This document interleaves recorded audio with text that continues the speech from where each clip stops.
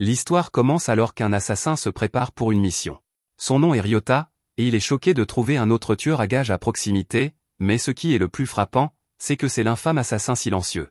Ryota maudit sa malchance, mais il refuse de laisser un gros bonnet lui prendre sa cible, et il se prépare à le combattre. Il ne se soucie pas de l'honneur, car ils savaient tous les deux dans quoi ils s'engageaient en entrant dans le business de l'extinction de vie pour de l'argent.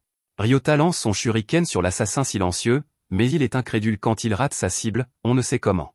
Le silencieux esquive l'attaque suivante, et les deux chargent l'un vers l'autre. Ils dégainent tous deux leurs lames et s'affrontent avec une force immense.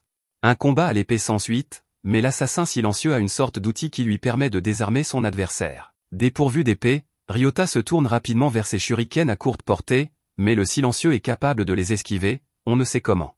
Ryota a encore un atout dans sa manche alors qu'il sort une autre arme, mais il est laissé sous le choc quand le silencieux disparaît sous ses yeux. Ryota est horrifié de voir que son adversaire est réapparu derrière lui, mais il n'a pas le temps de réfléchir alors qu'il réalise le danger dans lequel il se trouve. Ryota se bat désespérément pour sa vie, mais l'écart de compétences entre eux est absurde, et Ryota le réalise de plus en plus à chaque attaque. Ses attaques sont bloquées avec peu ou pas d'effort, et le silencieux finit par contre-attaquer. Il enfonce son poignard dans le bras de Ryota, et pendant que Ryota crie d'agonie, il lui brise la jambe.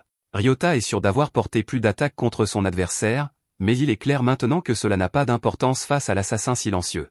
Ryota maudit sa malchance une dernière fois alors qu'il regarde sa propre épée tomber du ciel et mettre fin à ses jours. L'assassin silencieux entre ensuite dans la maison pour faire son travail, mais pour une raison quelconque, il hésite. Il lutte un moment, mais finit par pouvoir lever son épée pour mettre fin à la vie de sa cible. C'est alors que nous revenons en arrière, avant que notre protagoniste ne devienne l'assassin silencieux.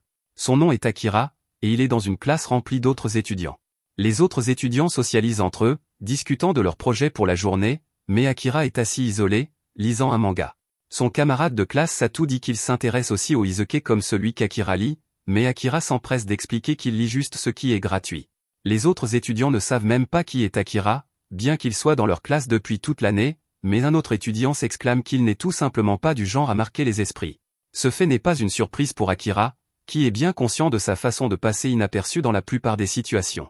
C'est alors qu'un téléphone curieux se brise et qu'une sorte de cercle magique apparaît au plafond, effrayant tout le monde. Un sort s'active, et les étudiants sont sous le choc en réalisant qu'ils ont été téléportés quelque part. Tout le monde est content d'être simplement en vie, et un homme arrive pour leur dire que le roi veut leur parler. Les étudiants n'ont toujours aucune idée de ce qui se passe, et ils se demandent si c'est une sorte de mise en scène. Ils demandent à savoir ce qui s'est passé, mais ils sont tous réduits au silence par le sorcier. Le roi remercie calmement les étudiants d'avoir répondu à son appel depuis leur royaume lointain et révèle que ce monde dans lequel ils se trouvent s'appelle Morrigan. Ils sont actuellement dans le royaume humain appelé Redi, la plus grande nation du continent humain. Les humains sont actuellement attaqués par les démons, et selon la prophétie, seul un héros d'un autre monde possède le pouvoir de vaincre le seigneur démon.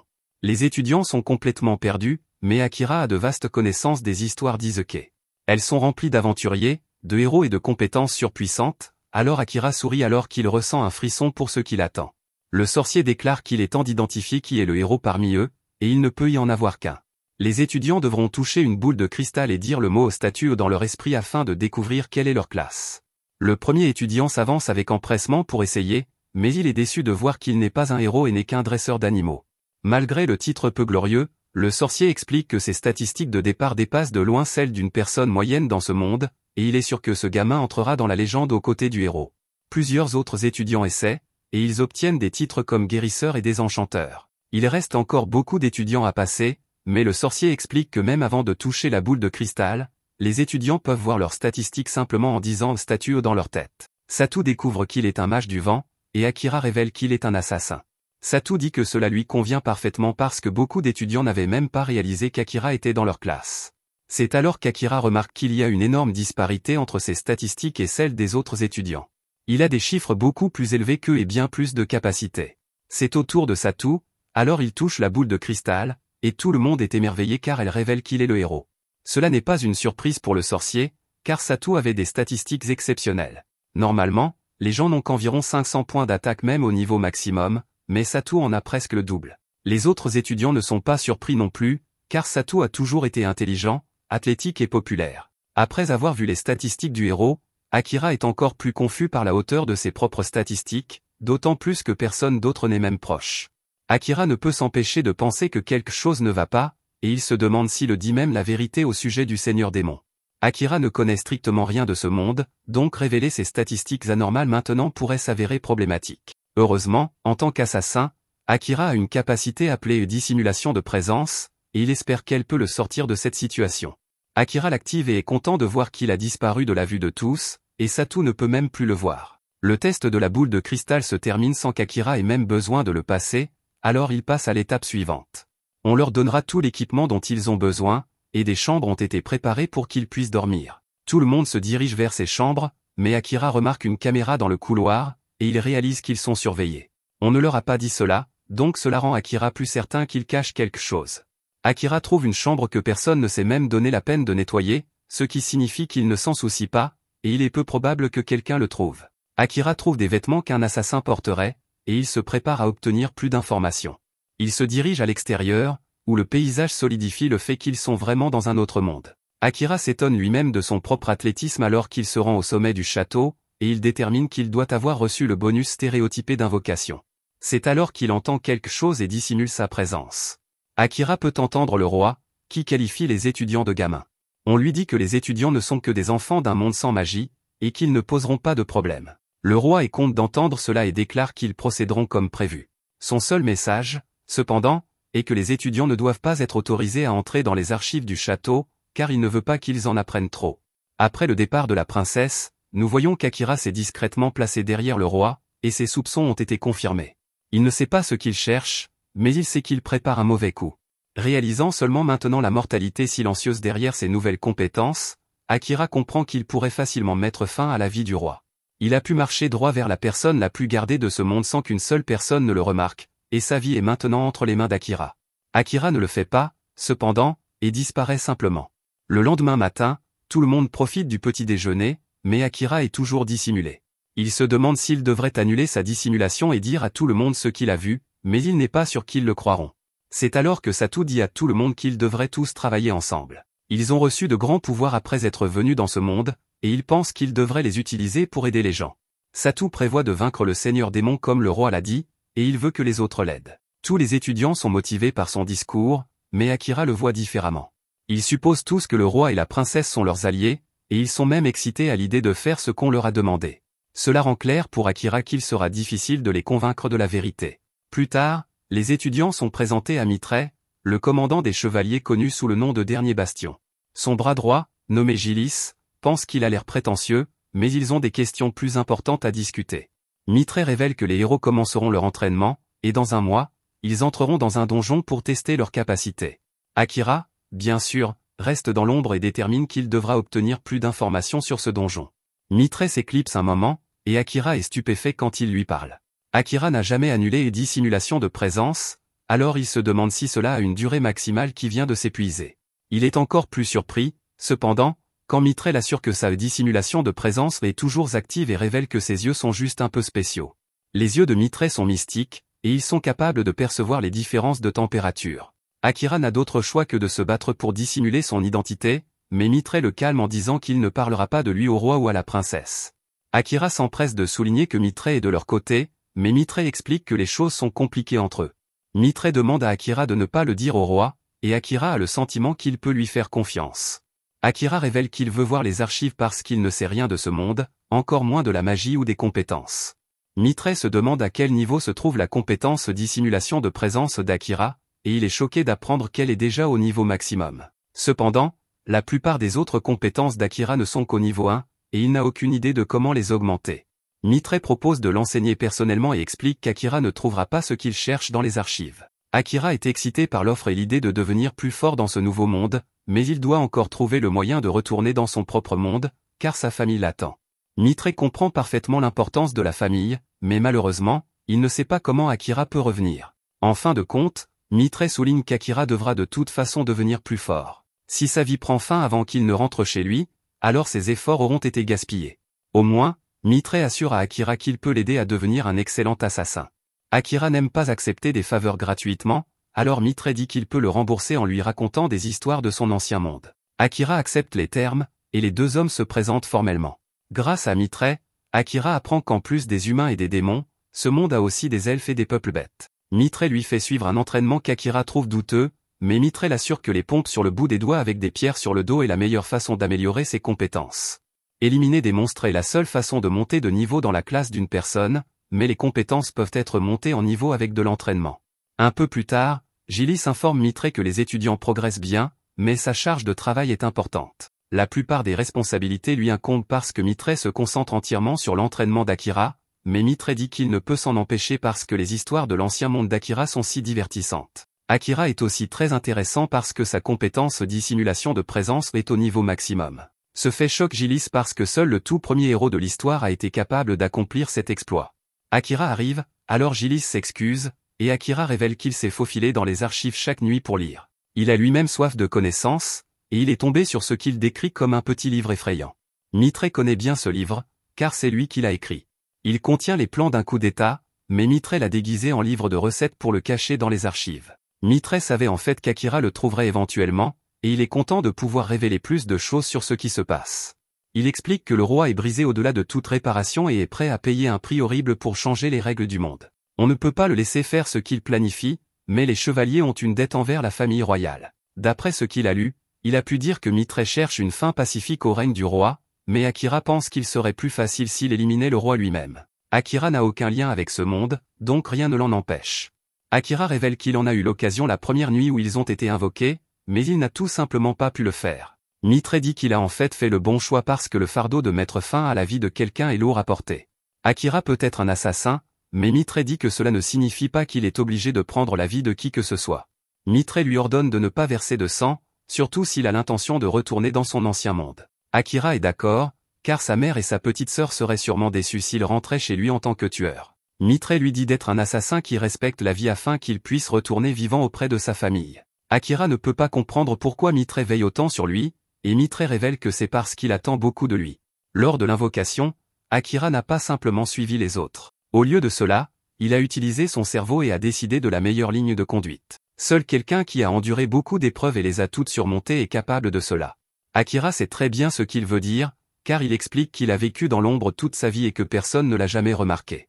C'est la première fois que quelqu'un chante ses louanges, alors Akira ressent un peu de gratitude envers lui. Cela étant, Mitre voudrait qu'Akira l'aide avec son coup d'état avant de retourner dans son monde. Bien sûr, il dit qu'ils le garderont pacifique, et Akira accepte au moins d'y réfléchir.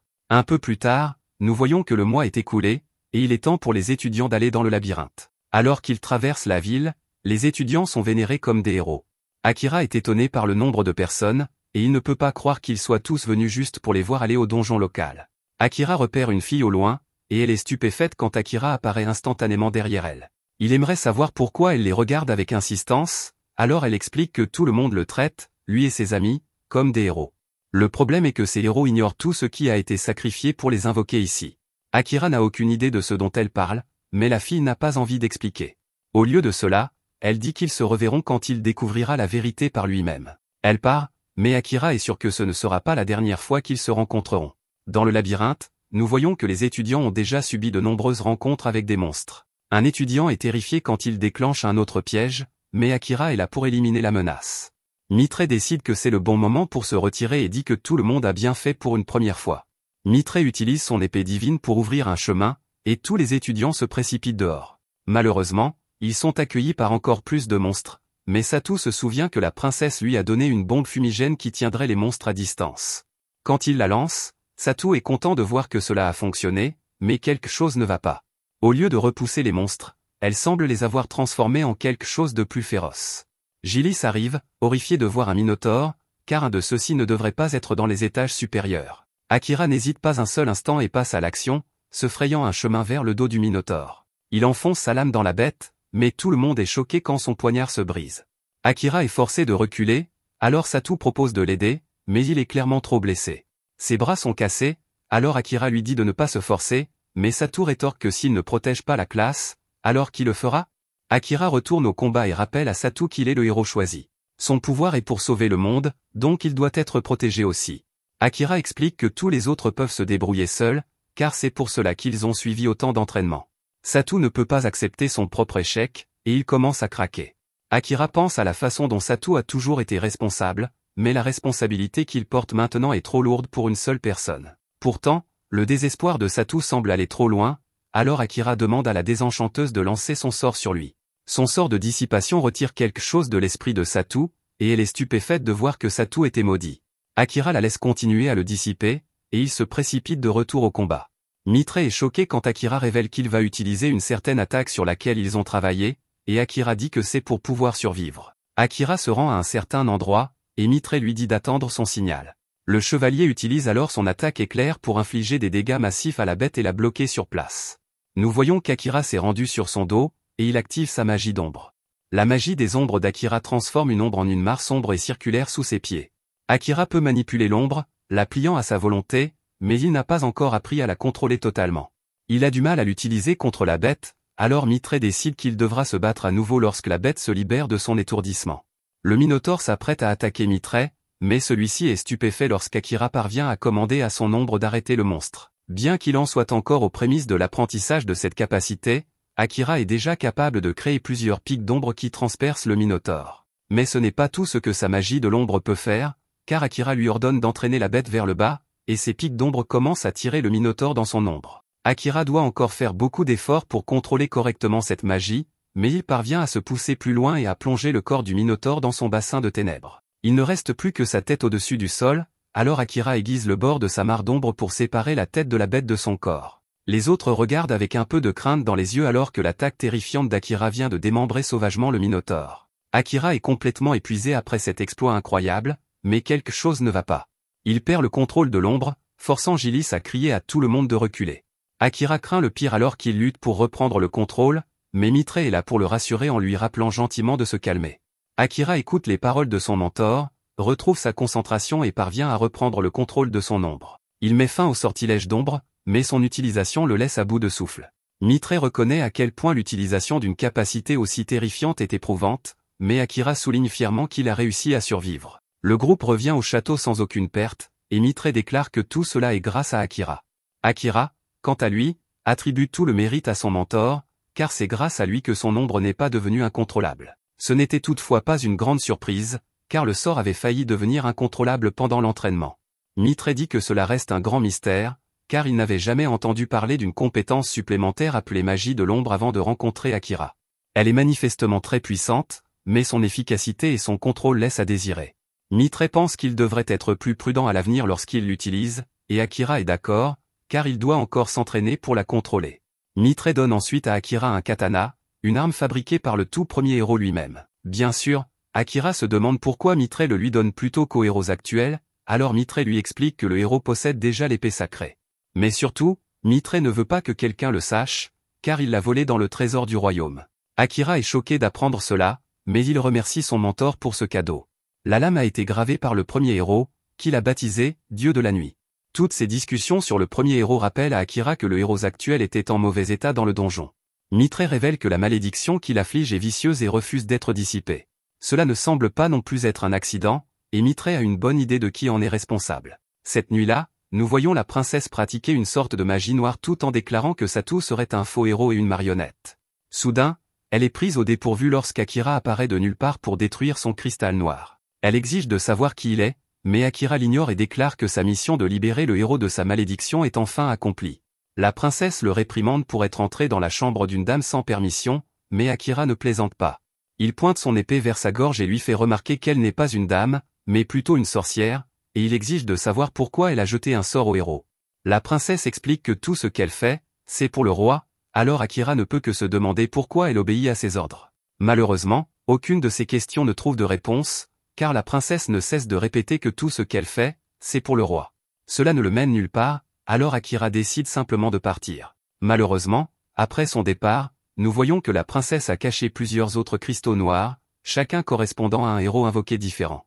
Ailleurs, Akira fait son rapport à Mitre, confirmant qu'il avait raison au sujet de la princesse et du roi. Mitre est surpris d'apprendre qu'Akira s'est révélé à la princesse, alors Akira explique qu'il voulait obtenir des réponses de sa part, n'ayant rien obtenu, Mitre explique qu'elle n'est qu'une marionnette du roi. Mitre suggère à Akira de se reposer pour la nuit, mais le met en garde contre le fait de dormir dans le château. Akira ne comprend pas pourquoi, alors Mitre lui révèle sa prédiction effrayante, il pense que la princesse va maintenant maudire tous les autres étudiants. Bien sûr, elle ne pourra pas toucher Akira car elle ne sait rien de lui, mais cela rendra les choses encore plus dangereuses. La princesse ne pourra pas maudire Akira, alors elle essaiera probablement de le tuer à la place. Le roi enverra ses soldats fouiller chaque recoin du château jusqu'à ce qu'ils trouvent la mystérieuse personne qui s'est opposée à la princesse. Akira se demande si Mitre va le réprimander pour s'être révélé, mais Mitre conclut que les mauvaises décisions font partie de la jeunesse. C'est aux adultes de compenser cela, c'est pourquoi Mitre dit qu'il est là pour veiller sur Akira. Akira aimerait que son monde compte plus d'adultes comme Mitre, alors Mitre plaisante en disant qu'Akira devrait l'emmener avec lui lorsqu'il retournera dans son monde. Il dit qu'il aimerait beaucoup voir tout ce dont Akira lui a parlé, mais Akira revient sur ses propos en plaisantant sur le fait que cela semble trop compliqué. Après avoir dormi dans la forêt, Akira se réveille en se demandant pourquoi il y a tant d'agitation à l'extérieur du château. Alors qu'il s'approche d'un groupe de gardes, Satu se demande où Akira était passé. Akira est simplement heureux de voir que la malédiction qui pesait sur Satu a été levée, alors il dit à Satu qu'il était juste en train de dormir. Akira se demande ce qui se passe, mais Satu a une terrible nouvelle à lui annoncer, qui concerne Mitre. Le cœur d'Akira se serre dès qu'il entend le nom de Mitre, et sans réfléchir, il se précipite pour voir ce qui s'est passé.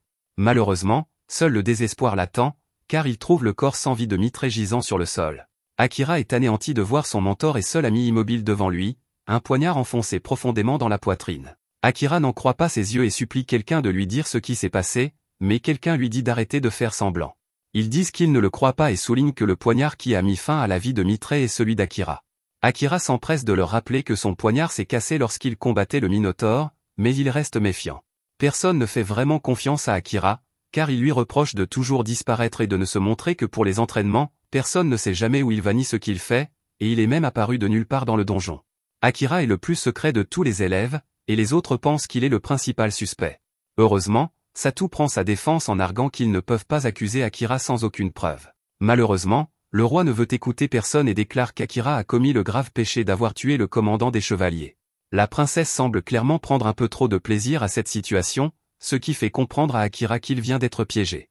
Mais avant qu'il ne puisse le capturer, Akira utilise présence dissimulée et s'enfuit. Le roi ordonne à ses hommes de le retrouver, mais nous voyons qu'Akira est toujours là. Il chuchote à l'oreille de Gilis, l'allié le plus proche de Mitre, et Gilis reconnaît sa voix. Gilis révèle que Mitre a en fait été éliminé par les assassins personnels du roi, appelés les chevaliers corbeaux, et qu'ils sont également à la recherche d'Akira. Mitre avait le pressentiment que quelque chose allait se passer, il a donc laissé des provisions pour Akira. Gilis lui dit d'aller chercher ses provisions et de fuir le royaume. Akira le remercie pour tout ce qu'il a fait, et Gilis lui souhaite de rester en sécurité. Réalisant l'immense danger dans lequel il se trouve, Akira n'a d'autre choix que de faire exactement ce que Mitre voulait, il prend ses provisions et part pour de bon. Cette nuit-là, le roi n'en revient pas qu'il ait été si facile de mettre fin à la vie de Mitre tout en faisant porter le chapeau à Akira. La princesse rapporte qu'elle a fini de jeter des sorts à tous les élèves, sauf aux héros. Il ne reste plus qu'à trouver une justification pour déclarer la guerre à l'Est, et le roi a besoin que les élèves soient des pions efficaces pour y parvenir. Il est convaincu qu'Akira ne tiendra pas longtemps seul dans la forêt, mais il décide tout de même d'envoyer les chevaliers corbeaux à sa poursuite, au cas où. Quant à Akira, nous voyons qu'il est entré dans un donjon et se souvient de ce que Mitre lui a dit. Mitre lui a expliqué que s'il se trouvait un jour en fuite, il n'y avait pas de meilleur endroit pour se cacher qu'un donjon. Malheureusement, l'accès à l'eau y est limité, et survivre dans un donjon nécessite donc une planification minutieuse. Mais ce n'est pas tout, les donjons sont également le meilleur endroit pour faire progresser son personnage. Plus Akira s'enfonce dans un donjon, plus les ennemis qu'il affronte sont puissants, et plus il peut devenir fort. Akira ne pouvait s'empêcher de se demander pourquoi tout le monde n'allait pas dans les donjons, alors Mitre lui expliqua également les dangers. Il révéla que la présence dissimulée d'Akira ne fonctionnerait pas sur les monstres dotés d'un odorat et d'une ouïe développée. Cependant, si Akira parvenait à améliorer ses compétences d'assassin, il serait capable de dissimuler son odeur, ses pas et même sa signature thermique. Akira tente de le faire dès maintenant, mais ce n'est pas si facile. Le donjon est traître et les monstres qu'il combat sont incroyablement puissants. Malgré tout cela, après plusieurs semaines passées dans le donjon, Akira parvient à atteindre le 69e étage où il rencontre encore plus de dangers. Il se souvient cependant de la dernière chose que Mitre lui a dite, il lui a dit que malgré tous les risques que présente le donjon, cela en vaut la peine. Lorsque le niveau de classe d'Akira atteindra 100, il débloquera une compétence spéciale qui l'aidera à survivre dans ce monde. Mitre a demandé à Akira de se rendre au labyrinthe de Canton afin qu'il puisse essayer d'éliminer les boss qui se trouvent tous les 10 étages. Une fois qu'Akira aura pénétré dans la salle du boss, il ne pourra plus en sortir tant qu'il n'aura pas vaincu le boss ou qu'il ne sera pas mort. Cependant, si Akira gagne, il verra ses capacités augmenter de manière incroyable. Après avoir vaincu les 6 derniers boss, Akira pénètre dans la salle du boss du 70e étage. Dès le début du combat, Akira comprend immédiatement que cette bête est bien plus dangereuse que les autres, ses griffes pourraient facilement le mettre en pièces d'un seul coup, mais ce n'est pas tout, cette bête est aussi en partie un serpent, et son venin est extrêmement corrosif. Akira fait de son mieux pour esquiver les attaques incessantes, mais finalement, la bête l'attrape et lui brise les côtes. Même si Akira souffre d'une douleur atroce, il se rend compte que si sa vie s'arrête ici, il ne pourra pas rentrer chez lui, pire encore, il ne pourra pas venger son mentor. Mais la bête ne fait que commencer, et elle jette Akira comme s'il s'agissait d'un déchet. Akira a déjà décidé qu'il devra tout donner sans rien retenir. Il active sa magie de l'ombre, et une pluie de pics d'ombre transperce instantanément la bête. Alimenté par la colère, Akira ordonne à sa magie de mettre le monstre en pièces, et l'attaque devient encore plus brutale, déchirant la créature sans pitié. Akira est victorieux, mais il perd connaissance, et le sang acide du monstre continue de lui causer des dommages. À ce moment-là, alors qu'Akira reste inconscient, une voix révèle que sa magie de l'ombre a son propre esprit. Elle se rend compte que les blessures d'Akira ont dépassé les paramètres acceptables, alors elle prend automatiquement le contrôle de la magie de l'ombre pour passer en mode récupération. Akira n'a cependant pas assez de mana, alors la voix décide d'utiliser les réserves de mana cachées à l'intérieur de la magie de l'ombre elle-même. Le lendemain matin, Satu annonce à tout le monde qu'il veut partir immédiatement combattre le Seigneur Démon. Tout le monde lui fait rapidement remarquer qu'ils sont encore sous le choc après qu'Akira ait mis fin à la vie de Mitre et qu'ils ne sont pas prêts pour le combat.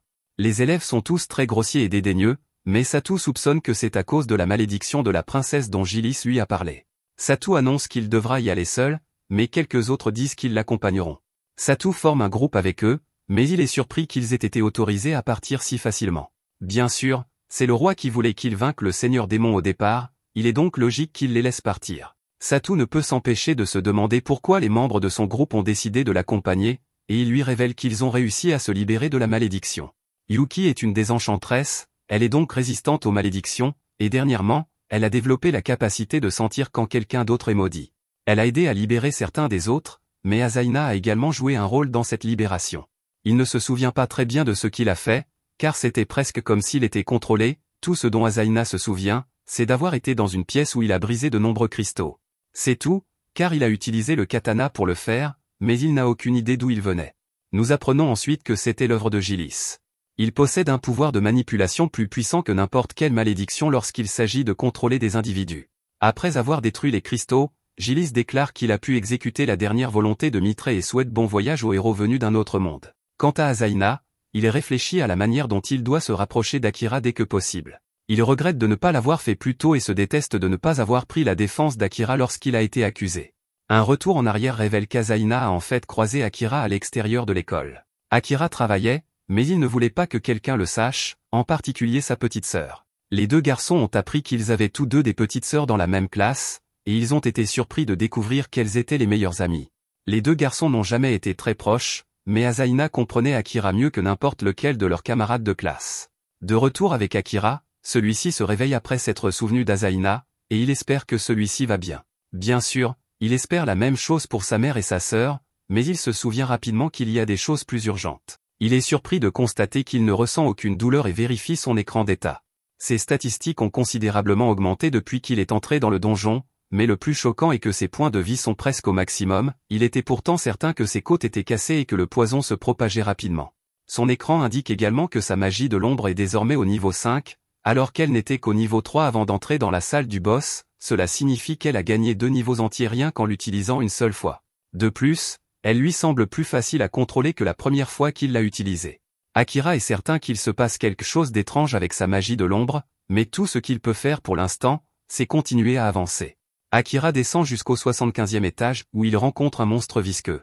Ils ne sont pas très forts, il est donc étrange d'en voir un ici, mais Akira est choqué lorsqu'il découvre qu'il y a une fille à l'intérieur. C'est une elfe, et Akira dit qu'elle a le plus joli visage qu'il ait jamais vu. Akira décide d'attendre qu'elle reprenne conscience et, pendant ce temps, il se souvient qu'il voulait tester une étrange compétence qu'il possède. Elle s'appelle World Eyes, mais après l'avoir activée, il se rend vite compte que c'était une erreur, il a l'impression que sa tête va se fendre en deux, il doit donc immédiatement abandonner cette compétence. Elle est clairement trop dangereuse, Akira décide donc de ne plus l'utiliser pour le moment. À ce moment-là, la jeune elfe se réveille et Akira lui demande si elle va bien. La jeune fille répond qu'elle va bien, mais Akira a du mal à la croire et se demande pourquoi. Akira ne lui dit pas, mais pour une raison quelconque, il est capable de voir son écran d'état. Il suppose que cela a peut-être un rapport avec la capacité World Eye, mais il n'en est pas sûr. Ce dont il est sûr, cependant, c'est que son écran d'état indique que ses PV sont tombés à peine 2% de son maximum. Akira remarque que cette fille possède également la compétence œil du monde et se demande si elle peut voir son écran d'état également. La fille l'appelle par son nom tout en lui demandant pourquoi il se trouve dans le donjon, mais ce n'est pas du tout poli. Akira lui répond tout de même qu'il est venu ici pour gagner des niveaux, mais il lui fait remarquer qu'elle devrait d'abord lui demander son nom, même si elle a vu son écran d'état. Malheureusement, elle ne se sent pas très bien et s'évanouit dans ses bras. Elle a une forte fièvre, alors Akira l'emmène près d'un point d'eau. Quand elle se réveille, Akira plaisante en disant qu'elle a été réveillée par le bruit de son estomac vide qui gargouillait. Il n'a que de l'eau à lui donner pour l'instant, mais il lui dit qu'elle ira bien, car il est préférable de s'hydrater quand on a de la fièvre. Akira lui dit qu'elle a besoin de se reposer, mais elle a trop faim pour dormir. La jeune fille s'appelle Amelia, et heureusement pour elle, le porridge qu'il était en train de préparer vient d'être prêt, alors elle le dévore. En la voyant manger comme une sauvage, Akira se rend compte qu'elle va bientôt se remettre, et son commentaire amène Amelia à se demander comment il en sait autant sur les soins aux malades. Akira explique que c'est simplement quelque chose qu'il a appris au fil du temps, car sa mère est en mauvaise santé. Amelia remarque les inscriptions qu'Akira a faites sur le mur, et celle-ci indique qu'il se trouve au 69e étage. Akira l'a pourtant trouvé au 75e étage, elle se demande donc pourquoi il est remonté, d'autant plus qu'il essaie de passer au niveau supérieur. Akira explique que c'était le point d'eau le plus proche et qu'Amelia avait désespérément besoin de s'hydrater. Cela signifie qu'Akira l'a porté jusqu'ici, mais Amelia veut juste savoir s'il est un pervers et s'il l'a touché à des endroits bizarres. Akira rejette immédiatement cette idée, précisant qu'il n'est pas un pervers, et lui dit simplement de se rendormir. Elle le fait, mais avant cela, elle lui dit qu'elle est en fait une princesse. Akira le sait déjà, car il l'a vu sur son écran de statut plus tôt. Elle dit à Akira que personne n'a jamais rien fait de tel pour elle, puis elle s'endort. Akira est content et décide de se reposer lui aussi. Akira ne peut dormir que parce qu'il a activé un sort de détection du danger et qu'il en a étendu la portée afin qu'il couvre également Amelia. Avant de s'endormir, Amelia sent le sort d'Akira sur elle et se dit qu'il est peut-être un type sympa après tout. Le lendemain, Akira atteint le 80e étage. Il tranche l'estomac d'un ogre géant, et Amelia utilise un sort de gravité pour en écraser un autre. Amelia va beaucoup mieux maintenant, alors Akira ne peut s'empêcher de lui demander pourquoi elle le suit toujours. Elle répond qu'elle ne le suit pas du tout et qu'elle se trouvait simplement dans la même direction que lui. Akira n'y croit pas, alors il lui explique qu'il ne la protégera pas. Amelia se sent insultée car, même si elle sait qu'Akira a une force surhumaine, elle révèle qu'elle est tout à fait capable de se débrouiller seule. Ils finissent par arriver à la salle du prochain boss, où un dragon féroce apparaît. Il n'hésite pas à attaquer, alors Akira utilise « présence dissimulée » pour se mettre à un meilleur endroit. Amelia utilise son puissant sort de gravité pour gagner du temps pour Akira, mais ce dragon est l'adversaire le plus redoutable qu'il ait jamais affronté. Le dragon le repousse, et Amelia dit à Akira que la bête doit suivre la trace de son mana. La meilleure façon de contrer cela est pour Akira de diffuser sa magie dans son environnement, mais Akira répond que c'est plus facile à dire qu'à faire. Sa suggestion lui donne cependant une idée. Akira réfléchit à la façon dont son mana se comporte lorsqu'il passe en mode furtif, et il se concentre très fort pour le contrôler d'une manière différente. Au lieu que le mana recouvre son corps pour le dissimuler, Akira l'utilise désormais comme une extension de lui-même. Cela fonctionne, car le dragon est distrait par le bras de mana d'Akira, ce qui lui permet de l'attaquer sous un angle différent. Akira porte le coup fatal et parvient encore à sauver Amelia de l'écrasement. Amelia n'arrive pas à comprendre ce qu'elle vient de voir chez Akira, alors elle lui demande ce qu'il a fait. Akira explique simplement qu'il n'est pas assez habile pour diffuser son mana comme elle le lui a suggéré, alors il a utilisé le mana autour de lui pour créer quelque chose de séparé de lui-même. Amelia est cependant stupéfaite, car le bras qu'il a envoyé semblait être complètement indépendant de son corps. Cela ne devrait même pas être possible, et la seule personne qui ait jamais fait quelque chose de similaire est le premier héros. À ce moment-là, les deux sont choqués lorsque le dragon commence à briller pour une raison mystérieuse. Amelia se rend compte qu'il a été considérablement affaibli, mais qu'il est toujours en vie. Il possède une compétence supplémentaire appelée « métamorphe », ce qui lui fait comprendre qu'il ne s'agissait pas d'un vrai dragon. Il s'est simplement transformé en dragon, ce qui aurait dû être évident, car les vrais dragons sont beaucoup plus puissants. Quant à son nom, il s'appelle simplement Chat Noir. Amelia a obtenu toutes ces informations en utilisant son œil du monde, et elle se demande pourquoi Akira n'utilise pas le sien. Il révèle qu'il ne sait pas s'en servir correctement et suppose que son niveau n'est tout simplement pas assez élevé pour qu'il puisse le contrôler. Amelia explique que le vrai problème est qu'Akira le rejette, et qu'il pourra l'utiliser s'il cesse de le combattre. Ils sont toutefois interrompus lorsque le chat se réveille. Il est incrédule après avoir été vaincu par ces deux-là et révèle qu'il s'est transformé en dragon juste pour s'amuser. C'est la première fois qu'un humain vient à cet étage, et le chat se rend compte qu'il a pris la situation trop à la légère et qu'il s'est trop amusé. Akira est simplement choqué qu'il puisse parler, mais le chat refuse d'être sous-estimé. Il ne veut pas être assimilé aux monstres inférieurs qui ne sont guidés que par leur instinct, et il révèle que le seigneur démon l'a créé comme un être doté d'une intelligence supérieure. Akira n'arrive pas à croire que ce chat se vante de son intelligence, mais le chat se moque de l'opinion d'un gamin qui n'a même pas encore vécu un siècle. Ce chat parle vraiment beaucoup, alors Akira lui rappelle la situation dans laquelle il se trouve. Le chat ne peut plus bouger du tout après leur combat, ce qui signifie qu'Akira peut en finir à tout moment. Le chat lui dit de faire ce qu'il veut, mais d'abord, il révèle qu'il a un message spécialement pour Akira. Bien sûr, cela semble assez étrange, alors Akira est choqué lorsque le chat explique que le message vient du seigneur démon. Le message dit que le seigneur démon attend Akira dans son château situé au cœur du continent démoniaque de Volcano. Akira ne comprend pas comment le seigneur démon peut connaître son existence, et il se demande comment le seigneur démon savait également qu'il se retrouverait dans ce donjon précis. Le chat ne peut même pas répondre à ces questions, car il explique que la volonté du seigneur démon dépasse largement sa compréhension. Le chat ayant rempli sa mission, il dit à Akira qu'il peut désormais mettre fin à ses jours. Akira refuse, mais le chat insiste pour qu'il le fasse. Les monstres et les démons sont les ennemis communs de toutes les autres races, il est donc logique qu'il veuille mettre fin à sa vie. Akira explique que cela n'a rien à voir avec lui et, plus important encore, qu'il ne trouve pas juste l'idée que tous les démons soient considérés comme des ennemis. Le roi imposait cette idée à tous les héros, mais quelque chose semble clocher dans tout cela. Amelia rappelle à Akira que la porte ne s'ouvrira pas tant que le boss du donjon n'aura pas été éliminé ou que la vie du challenger n'aura pas pris fin. Akira n'a pas oublié ce fait, alors le chat ne comprend toujours pas pourquoi il ne veut pas simplement mettre fin à sa vie. C'est alors le chat qui est choqué quand Akira dit qu'il ne l'éliminera pas parce qu'il aime simplement les chats. Il admire sa fourrure en bataille et souligne que, contrairement à tous les monstres sans cervelle, ils peuvent réellement lui parler. Le chat comprend qu'Akira se moque de lui, mais il lui fait remarquer qu'ils mourront tous les deux de faim dans cette pièce si aucune vie n'est prise. Akira est convaincu qu'il doit y avoir une faille dans la règle, et Amelia a une idée. S'il forme un pacte maître-serviteur en faisant du chat son familier, il ne sera plus considéré comme un boss. Le chat trouve que c'est une idée terrible, car le rituel nécessaire pour y parvenir exige un contrôle exceptionnel de la magie. Il est sûr qu'un novice comme Akira ne sera pas capable de le faire, mais Amelia lui fait remarquer qu'Akira vient de le faire plus tôt. Il a réussi à utiliser son mana d'une manière dont elle n'avait entendu parler que du premier héros. Le chat n'a même pas pu comprendre ce qui s'est passé auparavant, mais il est impressionné après avoir réalisé qu'Akira a réussi à le tromper avec son mana détaché.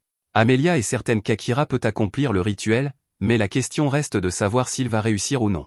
Bien sûr, Akira ne peut que se demander ce qui se passera s'il échoue, alors le chat lui révèle que si cela ne fonctionne pas, l'un d'eux perdra la vie. Dans le pire des cas, ils s'accompagneront mutuellement dans l'au-delà. Cela convient à Akira, mais Amelia ne comprend pas pourquoi il irait aussi loin. Akira explique que c'est simplement ainsi qu'il souhaite procéder, alors le chat le traite d'imbécile. Le chat s'en moque, alors il dit simplement à Akira de s'y mettre. Akira dit que l'attitude du chat le dérange depuis le début, car celui-ci semble se moquer de vivre ou de mourir. Le chat déclare que vivre plus longtemps ne lui apportera rien de bon, et c'est tout.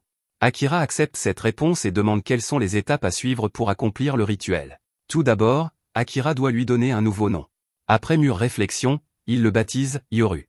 Le chat a un pelage magnifique, semblable au ciel nocturne, et il trouve que ce nom lui va à merveille. Le chat semble l'apprécier, mais refuse de changer d'attitude. Amelia explique alors que la prochaine étape consiste pour Akira à prendre la patte de Yoru et à y verser son mana. Elle ne pense pas que cela posera un problème à notre héros, mais elle le prévient qu'une fois qu'il aura commencé, il ne pourra plus faire marche arrière. S'il réussit, leurs âmes seront liées, mais s'il échoue, ils perdront la vie.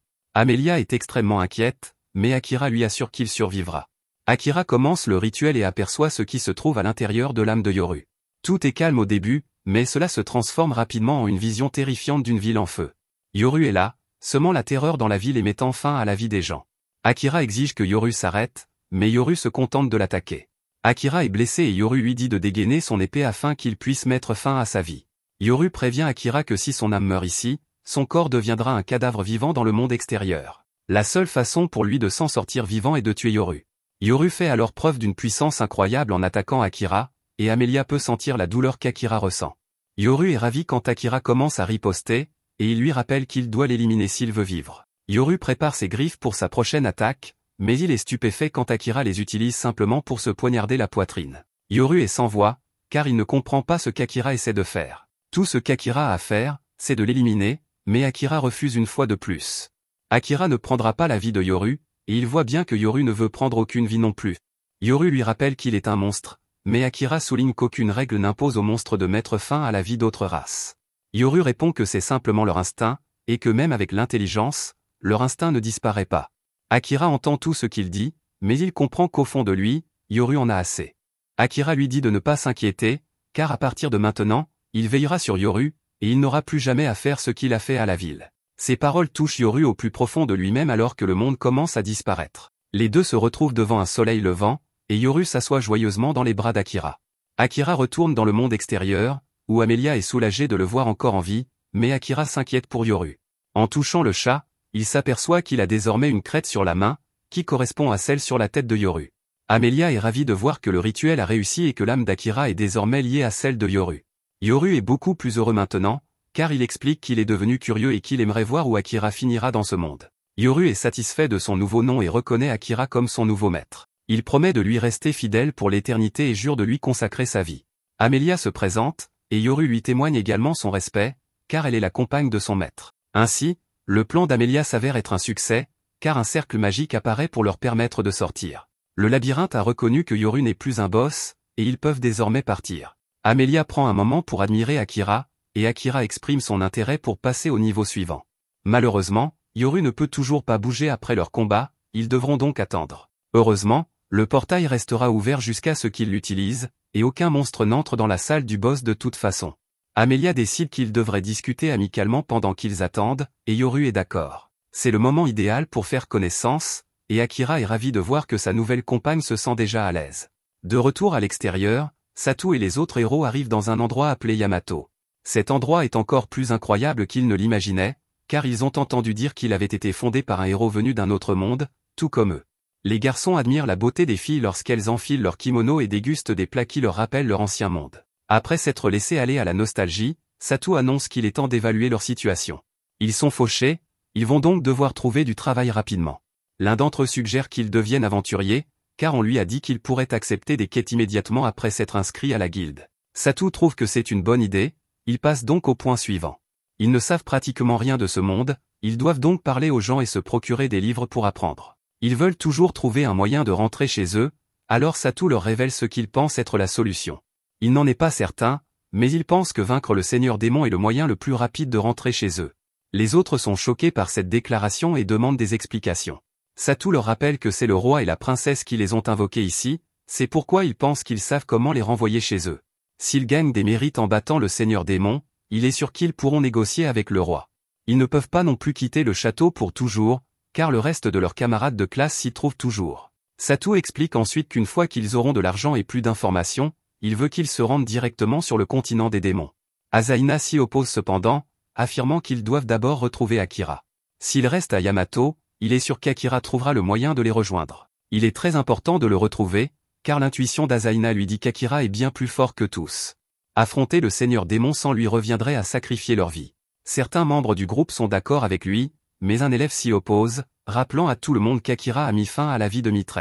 Heureusement, les autres ont déjà rejeté cette théorie, estimant que leur perception était faussée par la malédiction qui pesait sur eux. Yuki fait remarquer qu'Akira est seul depuis un certain temps déjà, et se demande s'il voudra bien se joindre à eux. Satu est leur chef, ils se tournent donc vers lui pour connaître son opinion. Satu admet qu'Akira est probablement plus fort que tous, mais il pense qu'il serait difficile de se battre à ses côtés. C'est le genre de personne qui ne se souvient même pas de Satu, alors qu'ils sont dans la même classe depuis la maternelle. Cela choque tout le monde, et Asaina doit admettre qu'Akira n'est pas vraiment du genre coopératif. Il le sait mieux que quiconque, car c'est lui qui a le plus parlé avec Akira. Satu poursuit en soulignant que seule l'épée sacrée du héros peut vaincre le Seigneur Démon. Si c'est vrai, alors ils devront travailler ensemble en tant que groupe pour s'assurer que Satu puisse porter le coup final. Malheureusement, étant donné l'énorme écart de puissance entre eux et Akira, celui-ci ne les écouterait probablement pas, même s'ils essayaient de faire équipe. C'est pourquoi Satu pense qu'il devrait attendre d'être assez fort pour être à égalité avec Akira avant de faire équipe avec lui. Satu décide qu'ils resteront dans cette ville jusqu'à ce qu'Akira les trouve, mais seulement tant que les monstres des environs resteront à leur niveau. Si leur niveau dépasse celui des monstres, ils devront trouver un endroit où gagner encore plus de niveau. Tout le monde adore son idée, alors Satu déclare qu'il est temps de mettre le plan à exécution. Nous découvrons ensuite le passé d'Amelia, qui était pourchassée par d'autres elfes. Elle ne comprenait pas pourquoi il faisait cela, mais la fille qui la poursuivait se demandait seulement pourquoi Amelia était encore en vie. Amelia était complètement acculée, elle n'avait donc pas d'autre choix que de détruire la falaise sur laquelle elle se trouvait, ce qui la fit tomber dans un lac. Amelia explique qu'elle a été chassée de son pays et que, sur le rivage où elle a dérivé, Elle a été avalée par une boue noire. Lorsqu'elle a rouvert les yeux, elle se trouvait avec Akira. Akira ne peut s'empêcher de se sentir mal pour elle, mais les choses ne collent pas pour Yoru.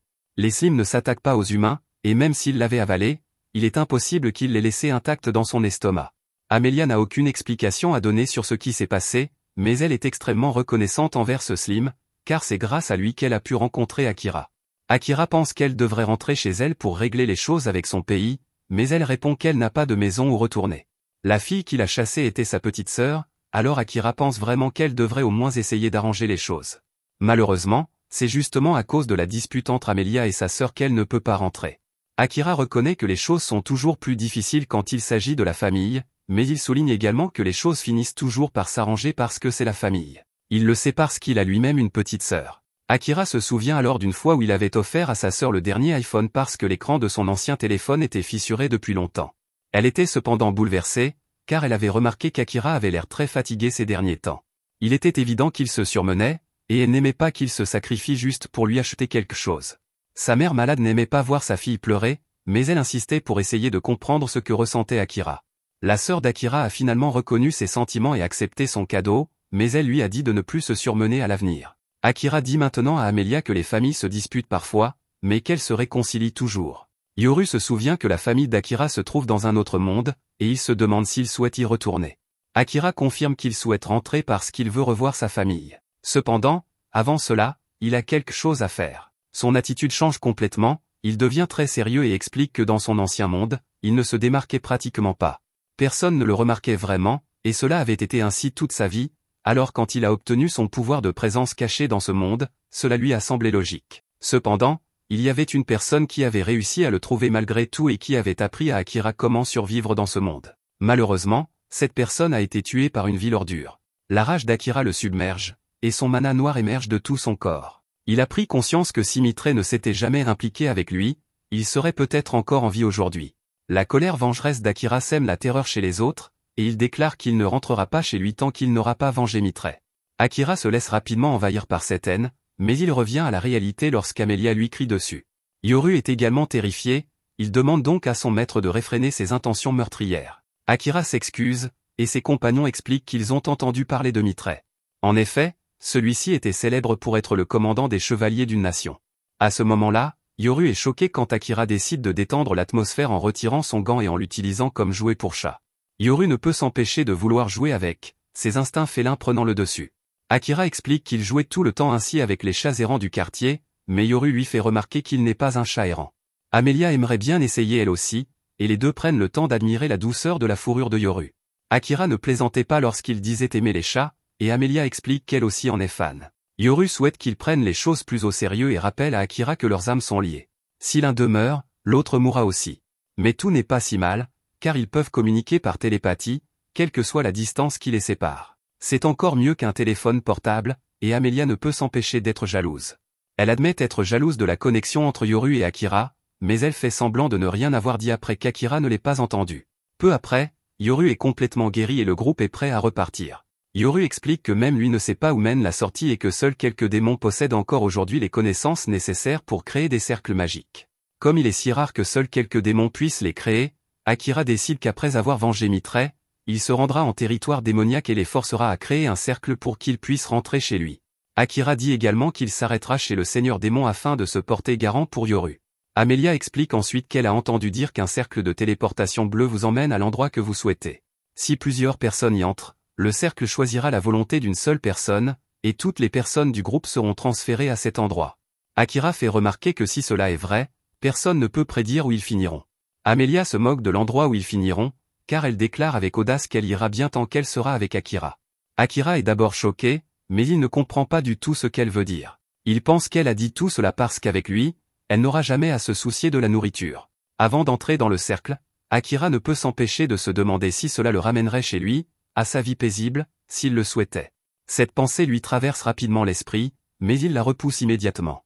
Il doit d'abord se venger, donc ce souhait ne doit pas encore être exaucé. Après être entré dans le cercle, le groupe se retrouve devant l'arbre sacré. Amelia est stupéfaite, et Yoru annonce qu'ils se trouvent sur le continent forestier, le pays des elfes. Cela signifie qu'ils ont parcouru un long chemin, mais Akira ne pense pas que ce soit un mauvais endroit où finir. Amelia, en revanche, est mortifiée, car elle n'était pas encore prête à revenir. À ce moment-là, Akira doit la sauver d'une flèche.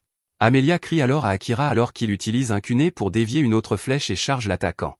Il apparaît immédiatement derrière l'elfe et l'avertit de rester immobile s'il ne veut pas perdre la tête. Akira le plaque au sol, où Amelia le reconnaît comme étant Liam. Liam explique qu'il est juste venu enquêter sur une lumière étrange et qu'il a été choqué de trouver Amelia, qu'il qualifie de traîtresse à la nation. Amelia est horrifiée lorsqu'il révèle cela, et Liam poursuit en disant qu'elle n'est plus une princesse. Il n'y a plus de place pour elle dans le royaume, alors il lui dit de s'enfuir comme la lâche qu'elle est. Il continue à l'insulter, mais Akira ne l'entend pas de cette oreille et assomme Liam.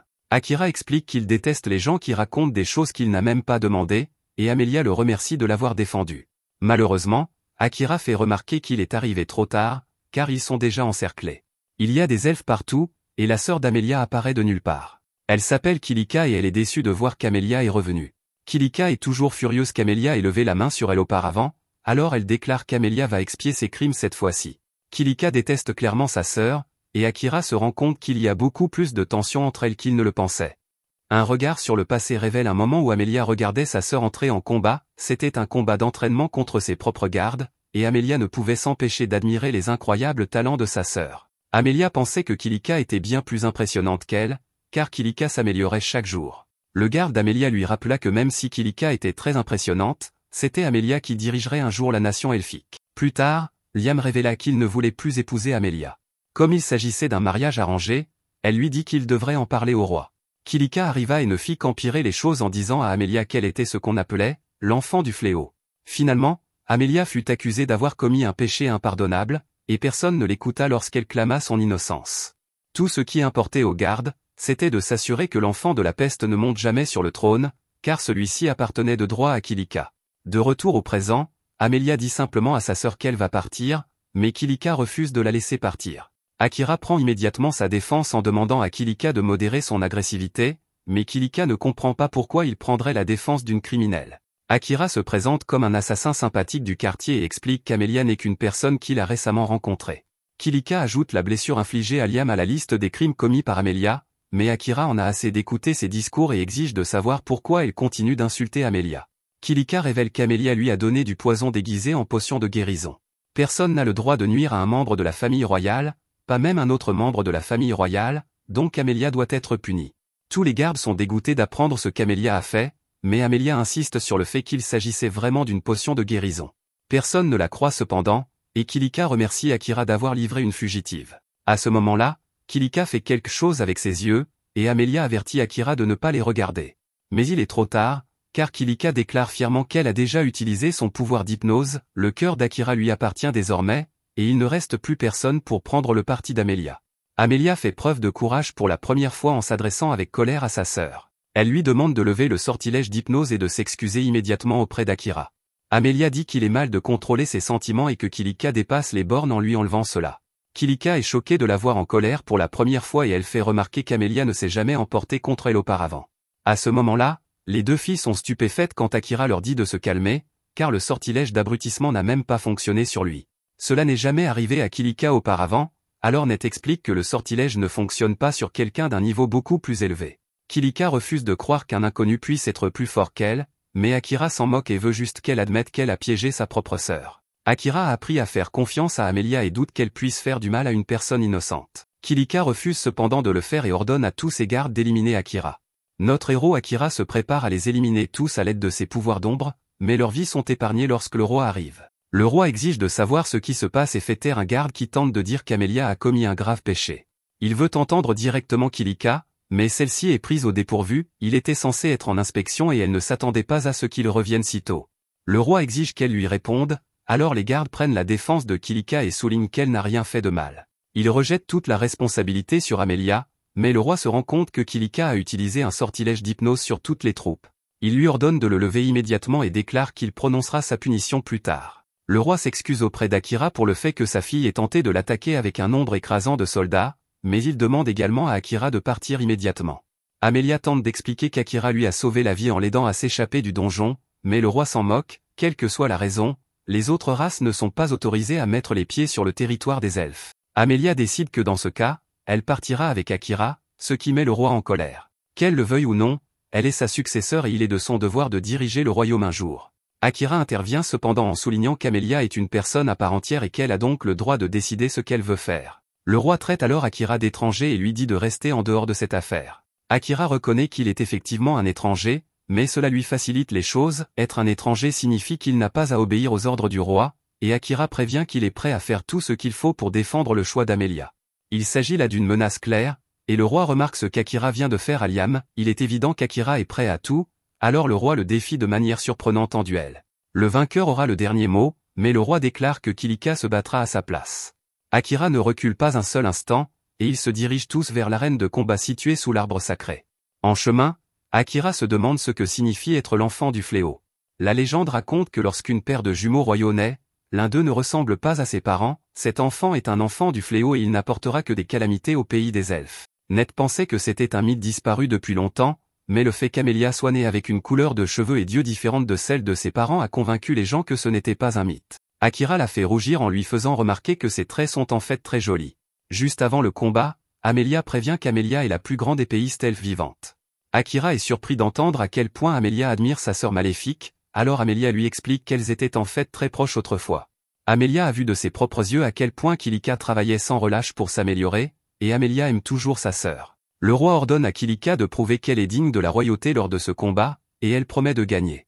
Les combattants se préparent au combat, mais Kilika se demande si Akira pense vraiment pouvoir gagner sans dégainer son épée. Confiant, Akira lui assure que c'est pour son bien, car il ne veut pas commettre d'erreur et mettre fin à sa vie par accident. Akira profite alors de ce moment pour remercier Amelia de s'être mise en colère à sa place plus tôt, lorsque le roi les interrogeait, il lui en est reconnaissant, et lui dit qu'elle sera libre de faire ce qu'elle veut après sa victoire. Le combat commence, et Akira comprend immédiatement pourquoi Kilika est considérée comme la meilleure des elfes. Ned observe attentivement et fait remarquer que, bien que Kilika soit très douée, Akira a toujours l'avantage. Il parvient à la repousser facilement et avertit Kilika de se rendre avant de se blesser. Kilika refuse de rester là à se faire ridiculiser, alors elle utilise une attaque terrifiante. Akira est pris au dépourvu, mais il parvient tout de même à l'esquiver, et Ned est choqué qu'elle ait utilisé le bonus de l'élément vent. Amelia explique que c'est la seule magie que sa sœur peut utiliser, mais qu'elle a mis toute son énergie à la maîtriser. Kilika fait la démonstration de cette maîtrise, mais Akira l'esquive et demande à Kilika pourquoi elle pleure. Kilika fait remarquer qu'il y a un sourire évident sur son visage, mais Akira voit bien qu'il est faux. Cela met Kilika en colère, elle devient donc plus agressive dans ses attaques, mais Akira parvient facilement à se placer derrière elle. Il lui explique qu'Amelia l'aime toujours malgré tout, et supplie les sœurs de se réconcilier. Kilika refuse et révèle qu'elle ne pourra jamais faire la paix avec la fille qui lui a tout pris. Sa prochaine attaque parvient à repousser Akira, mais elle devient folle et tout le monde autour commence à sentir le danger. Akira demande à Ned de protéger Amelia, et Kilika commence à se perdre dans sa colère, elle n'a plus rien, et tout cela parce que sa sœur douée lui a tout pris. Un retour en arrière révèle à quel point les sœurs étaient proches autrefois. Amelia n'aimait pas être différente des autres, mais Kilika était toujours là pour lui dire à quel point elle était jolie.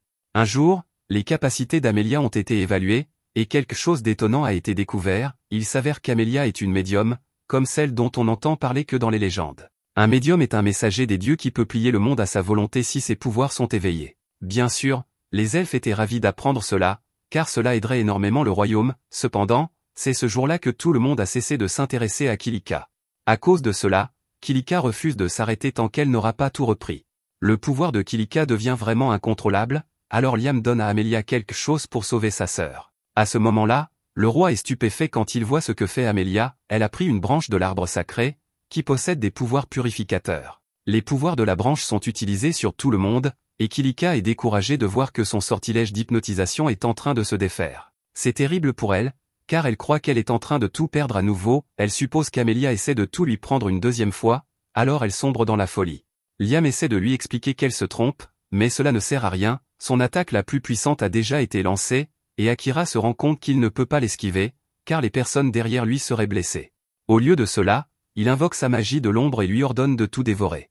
C'est une bataille entre leurs capacités, mais cela ne s'annonce pas bien, Kilika a travaillé toute sa vie pour perfectionner cette capacité, qui domine donc la magie de l'ombre d'Akira.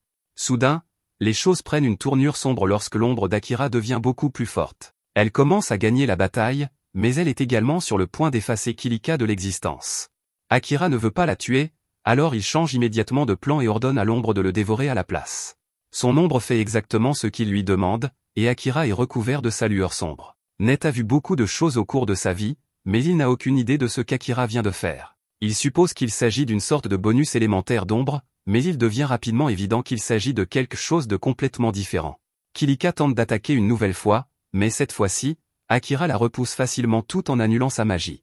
Akira fait remarquer que Kilika a l'impression que personne ne la remarque, mais qu'en réalité, c'est elle qui ne prête pas attention aux personnes qui la remarquent. Kilika craint que les autres veuillent se moquer d'elle après sa défaite, et elle est blessée de voir que Liam est allé directement vers Amelia après que son sort ait cessé d'agir. Amelia révèle que Liam n'était même pas sous son charme au départ, mais Kilika refuse de croire quoi que ce soit et exige simplement qu'elle reçoive déjà sa punition. Le roi intervient alors de manière surprenante et déclare que c'est lui qui devrait être puni. Il explique qu'Amelia n'a rien pris à Kilika, car c'était en réalité lui. Kilika ne comprend pas, alors le roi lui révèle la terrible vérité, il lui a caché ses véritables souvenirs, et il renonce désormais à son pouvoir d'oubli pour tout lui montrer. Le passé montre que Kilika était désespérée de s'entraîner et de devenir plus forte. Comme toujours, elle s'enfonçait de plus en plus profondément dans les donjons dans l'espoir de combattre des monstres plus puissants. Cependant, un jour, une personne mystérieuse lui expliqua qu'elle ne pourrait pas continuer à devenir plus forte de cette manière et qu'elle avait une meilleure idée. Elle donna à Kilika un objet et lui expliqua qu'il lui permettrait d'invoquer des monstres, parfait pour gagner des niveaux. Kilika a essayé de l'utiliser, mais les monstres qu'il a fait apparaître étaient beaucoup trop forts. Elle a essayé de s'enfuir, mais la bête l'a suivie, les monstres des labyrinthes ne peuvent généralement pas sortir, mais pour une raison quelconque, ceux-ci le pouvaient. Ne voulant pas qu'ils blessent d'autres personnes, Kilika a décidé qu'elle devait les arrêter ici. Kilika commença à se battre contre chacun d'entre eux, mais Liam arriva peu après et lui conseilla de fuir pour sauver sa vie. Liam voulait simplement la protéger, mais l'un des monstres lui ôta la vie. Liam mourut ce jour-là, et tout cela se passa sous les yeux de Kilika. La culpabilité ressentie ce jour-là faillit détruire l'esprit de Kilika, si bien que le roi estima qu'il n'avait d'autre choix que de lui faire tout oublier. Après tout cela, c'est Amelia qui sauva la situation, elle utilisa ses incroyables pouvoirs magiques et créa deux sorts, l'un de gravité et l'autre de résurrection. Amelia a ainsi pu ramener Liam à la vie. Pour éviter à Kilika de se sentir coupable, le roi a décidé de maintenir son sort sur elle, mais cela signifiait également que d'autres mesures devaient être prises. Du point de vue de Kilika, il semblait que tout le monde lui tournait le dos, mais en réalité, chacun s'était simplement isolé pour l'empêcher de découvrir la vérité. Le roi ne fit pas exception à la règle, car il prit également ses distances, il savait que si Kilika faisait ses preuves dans son duel contre Akira, elle pourrait alors garder la tête haute même sans compter sur son pouvoir hypnotique. Le roi voulait qu'elle ait cette confiance en elle avant de lui révéler la vérité. Akira réalise qu'il a été utilisé, et le roi lui explique que, comme Akira était beaucoup plus fort qu'il ne l'avait prévu, il a dû lui révéler la vérité d'une manière involontaire. Quant à Liam, il voulait simplement séparer les sœurs avant que leur haine ne s'intensifie davantage, c'est pourquoi il a aidé Kilika à exiler Amelia. Et Kilika est choqué qu'il ait fait tout cela sans être sous l'emprise de son sort. Il s'avère qu'une feuille de l'arbre sacré est tombée sur le corps de Liam pendant qu'Amelia le ressuscitait, ce qui le rend immunisé contre son pouvoir d'hypnotisation. Liam révèle lui-même la vérité en avouant qu'il a simplement été séduit par les efforts incessants de Kilika pour s'améliorer, il n'a jamais pu se résoudre à l'arrêter, et il s'excuse donc d'avoir échoué. Kilika fond en larmes lorsqu'elle réalise enfin qu'elle a confondu toute leur gentillesse avec de la négligence, elle a ensuite rejeté toute la faute sur sa sœur, qui était en réalité celle qui avait réparé tout ce qu'elle avait cassé. Elle est extrêmement déprimée, mais Amelia l'empêche de sombrer dans la spirale négative en lui rappelant à quel point elle est extraordinaire. Elle rappelle à Kilika à quel point elle est gentille et attentionnée et dit à sa sœur de lui faire confiance, car elle se souvient de tout. Les deux sœurs se réconcilient enfin lorsque Kilika s'excuse et que ses blessures sont soignées. Plus tard, le roi reconnaît qu'Akira a remporté le duel et organise une fête en son honneur. Akira veut simplement s'assurer qu'Amelia est libre de faire ce qu'elle veut, et le roi confirme qu'il est un homme de parole, le roi déclare qu'elle est libre, alors Akira explique que leur première destination sera le continent du peuple des bêtes, selon Net, c'est l'endroit idéal pour travailler sur les armes, et il a une idée. Après cela, Amelia demande à Akira d'utiliser son vrai nom, il ne l'appelle généralement que « toi » ou « celle-ci », mais il a déjà prononcé son nom une fois avant le duel. Elle veut qu'il le répète, ce qu'Akira fait. Elle apprécie beaucoup, alors elle lui demande de le répéter plusieurs fois. Après environ 5 fois, Amelia est satisfaite, mais Akira la traite simplement d'excentrique. Amelia promet d'aller partout où il ira et déclare qu'ils seront ensemble pour toujours. Akira l'appelle « fille » en disant que cela lui convient, mais il se corrige rapidement en prononçant son vrai nom. Net observe la scène de près, mais il n'en revient pas de voir ces deux-là se comporter comme des enfants. Ailleurs, nous voyons que les autres héros sont sur un bateau. Ils ont fait de leur mieux pour attendre Akira, mais ils ne pouvaient tout simplement plus attendre, ils avaient tous dépassé le niveau des monstres de Yamato et ils devaient trouver un moyen de continuer à devenir plus forts. Nous voyons que Gillis s'est également joint à eux, et il fait remarquer que tout le monde est devenu tellement plus fort qu'ils auront besoin d'améliorer leurs armes. C'est la prochaine étape avant de combattre le Seigneur Démon, et le meilleur endroit pour améliorer leurs armes est le continent du peuple des bêtes. Amelia dit au revoir à sa sœur avant leur départ, et Liam demande à Akira de prendre soin d'elle. Le roi interpelle Liam en lui disant que tout le monde connaît ses sentiments pour Kilika, et il ajoute que la balle est désormais dans son camp. Le roi ordonne à des soldats d'accompagner nos héros jusqu'au port, car des enlèvements ont récemment eu lieu le long de la côte. Le roi vient de rentrer d'une inspection sur place, mais Amelia fait remarquer qu'Akira est très fort et qu'elle sait qu'il la protégera. Le roi ne peut s'empêcher d'être inquiet, car il est son père, et il dit qu'il l'accompagnerait même s'il le pouvait. Tout le monde propose de le remplacer, mais Akira refuse toute aide. Alors qu'ils partent, Akira se demande pourquoi Knight était si discret en présence du roi des elfes. Knight explique que très peu de gens acceptent volontiers les démons et les monstres. Il ne voulait pas causer de problème à Akira, alors Knight s'est simplement bien comporté. Akira suppose cependant que le roi des démons surveille Knight, et il prédit que celui-ci sera mécontent si Knight se comporte trop bien. Knight confirme que ses yeux et ses oreilles sont toujours liés au Seigneur Démon, mais que celui-ci ne dicte pas son comportement. Knight rappelle à Akira qu'il est désormais à son service et qu'il n'a pas l'intention de le trahir. Akira ne veut pas qu'il arrive du mal à son chat, alors il dit à Knight que s'ils finissent par combattre son ancien maître, il veut que Knight se range du côté du Seigneur Démon. Knight répond qu'il prendra simplement sa décision le moment venu, mais que le Seigneur Démon était sincère dans sa demande de rencontrer Akira. Amelia pense que le Seigneur Démon veut être ami avec Akira parce qu'il a été incroyable lors du dernier combat. Knight est d'accord, car ce qu'Akira a fait lors de la dernière bataille a définitivement éveillé l'intérêt du Seigneur Démon. Personne d'autre ne peut utiliser la magie de l'ombre, et Akira a fait preuve d'un contrôle incroyable en parvenant à s'en recouvrir. Akira ne sait même pas comment il a réussi à faire cela, car cela s'est produit dans le feu de l'action et il essayait simplement d'empêcher la magie de consumer Kilika. À ce moment-là, la capacité de détection d'Akira capte quelque chose, des bandits sont apparus et ils ont pris une otage. Ils menacent de faire du mal à l'otage si le groupe d'Akira ne se ligote pas, mais les bandits sont choqués lorsqu'ils réalisent qu'Amelia est la princesse elfe. Ils ont attrapé un gros poisson, et ils prédisent que l'un de leurs acheteurs sera très heureux de l'avoir. Malheureusement pour eux, Akira passe en mode furtif et les élimine instantanément. Nos héros utilisent la corde des bandits pour les ligoter et libèrent la jeune fille. L'acheteur s'appelle Graham, et Akira suppose que c'est lui qui ordonne aux bandits de commettre tous ces enlèvements. Les bandits le confirment et expliquent que Graham est un membre de la famille royale d'Europe, la plus grande nation du continent des bêtes. Akira ordonne aux soldats de ramener les bandits au royaume, mais ceux-ci ont pour mission d'escorter la princesse. Le port est toutefois tout proche, et Akira les assure qu'ils n'ont rien à craindre. Nos héros se retrouvent bientôt sur un bateau, où Akira déclare vouloir gagner encore en puissance. Amelia n'arrive pas à croire qu'il veuille devenir encore plus fort, mais Akira estime qu'il a encore un long chemin à parcourir. Il est déjà assez fort, mais il dit qu'il n'y a pas de limite lorsqu'il s'agit de s'assurer qu'il pourra venger Mitre. Knight explique que la ville portuaire possède un labyrinthe et qu'Akira pourra y augmenter son niveau. Cependant, il faudra plusieurs jours pour s'y rendre, ils n'ont donc d'autre choix que de se détendre et de profiter du voyage. C'est la première fois qu'Amelia voyage en bateau, et elle est heureuse de pouvoir passer autant de temps avec notre héros. Elle a hâte de voir toutes les étoiles magnifiques dans le ciel nocturne avec Akira, mais notre garçon est occupé à lire un livre. Amelia pensait qu'ils étaient en croisière ensemble, mais Akira est plus intéressé par son développement personnel. Il dit que le roi est vraiment gentil, car il voulait lui offrir un cadeau d'adieu.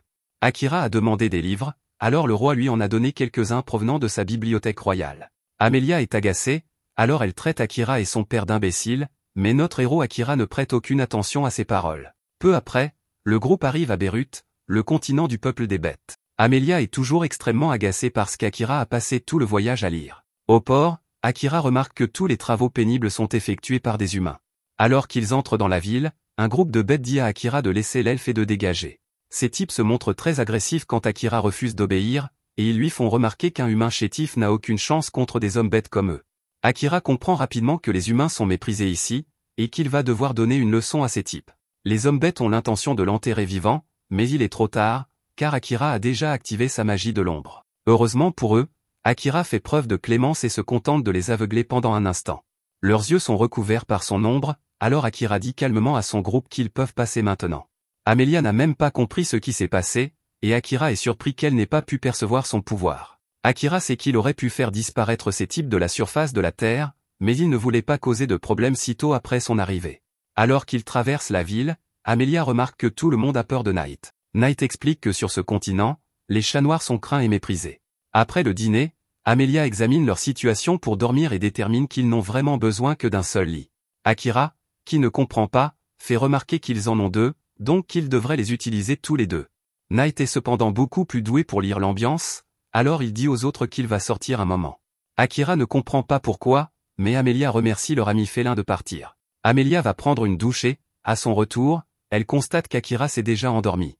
Il est évident qu'il est épuisé après un si long voyage, alors elle lui dit de bien dormir. Cependant, Akira n'est pas du tout endormi et il se dit qu'il est impossible de dormir dans une situation comme celle-ci. Knight revient le lendemain matin et est ravi de voir qu'Akira a passé une bonne nuit.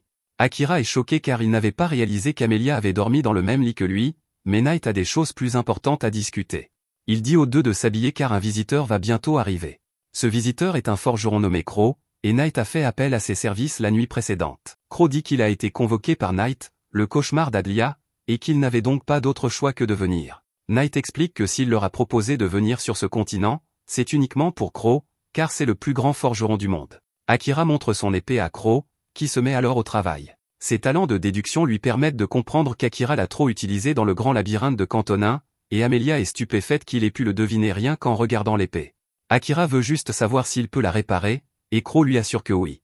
Cependant, cela n'est possible que s'il dispose du budget et des matériaux nécessaires. Akira assure à Crow qu'il peut obtenir tout ce dont il a besoin, et il demande également 20 outils d'assassinat à projectiles. Crow est surpris d'apprendre qu'Akira est un assassin, car même s'il peut voir à quel point il est talentueux, il dit qu'Akira semble assez inexpérimenté.